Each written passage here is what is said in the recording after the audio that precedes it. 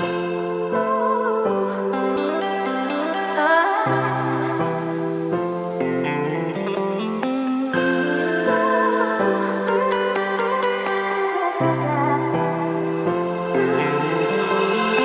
this is part 4 of my home bar build. I want to get into the audio system details. So again, everything I bought is on Amazon. Great deals. I love buying stuff on Amazon. It just shows up at my door with a little smiley box. Makes me happy every time I see one. 4 Scar 12-inch subs. These are 600 watts RMS. My background is audio and car audio, so I know a couple things about building boxes.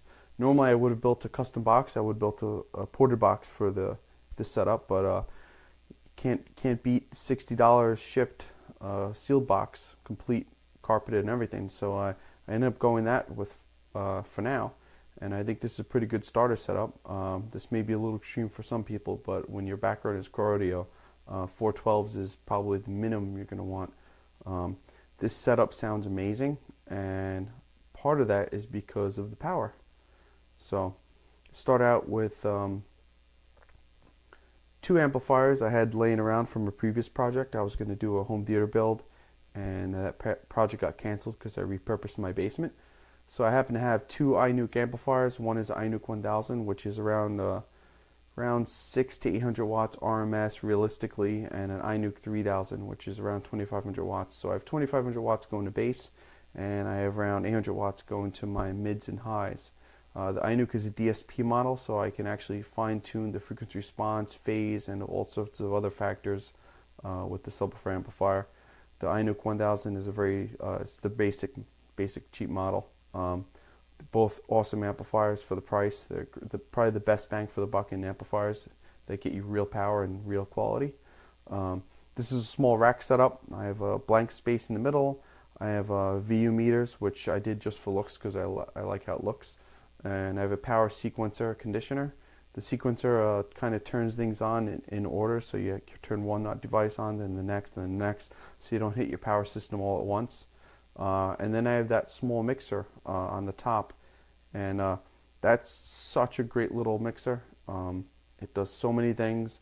It has so many options. I'm actually going to dedicate a separate video just to the functionality of that mixer. It's actually intended to sit an iPhone on top, but I connect through either Bluetooth through my iPad or through a jack on the back, an 1/8-inch jack directly to my iPad or other devices. I also have a wireless mic setup, so this allows me to do karaoke, which is kind of a nice thing when people are almost completely drunk. Get into karaoke and singing, it's fun. This shows the completed box, which is actually quite pretty. It's something you would expect to see in an SUV or something kind of crazy. Again, these are really good subs. They have a high X max, really low FS, and with the DSP, I EQ this to a perfectly flat response in the room. So, yeah, it's a great setup. When you're in the room and you play this on a dubstep or something that's bass heavy, you feel shock waves kind of going through the room. And I also, the structure and how I set up the room, there's no vibrations, no rattling, no panels. So this is kind of the next phase of the development. This is where I create the feature wall in the back. I have my TVs up and running. So here's where I kind of focus on the LED lighting and getting it all installed and getting it all up and running. I have my 4 controllers powered. I have the big power supply hidden behind that panel there. Hence the reason for the smaller space, and the smaller space actually goes well with the smaller bottles you'll see later and what you would put in that space.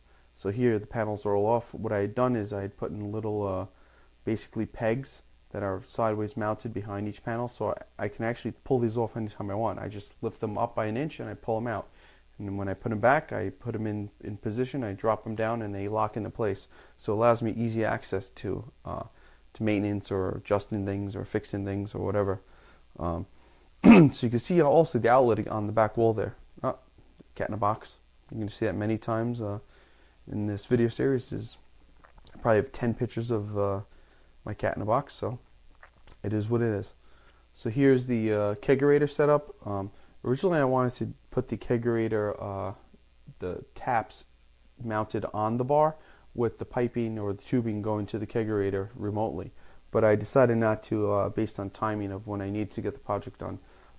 So the kegerator complete setup was around $600. That included dual taps, that included your tanks, your regulators, everything you need, which is, I think, a great deal. There's some tricks to setting this up, which I'll get to in a later video, but it's so much fun, and it gives your bar truly an authentic feel and look, and allows you to basically serve beer on tap. I mean, it's a great thing. So the last part here, you could see my laminate tiles are up.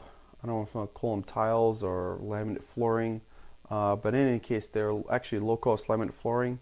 They look beautiful. It's way better than I could have done with real wood and done with stain or polyurethane. They're more durable. They're cheaper. They're better in every way. And in fact, every project going forward where I have to do something that looks like this, I will use this laminate flooring. I think it's the best thing going. So, and that's end of part 4 of my video.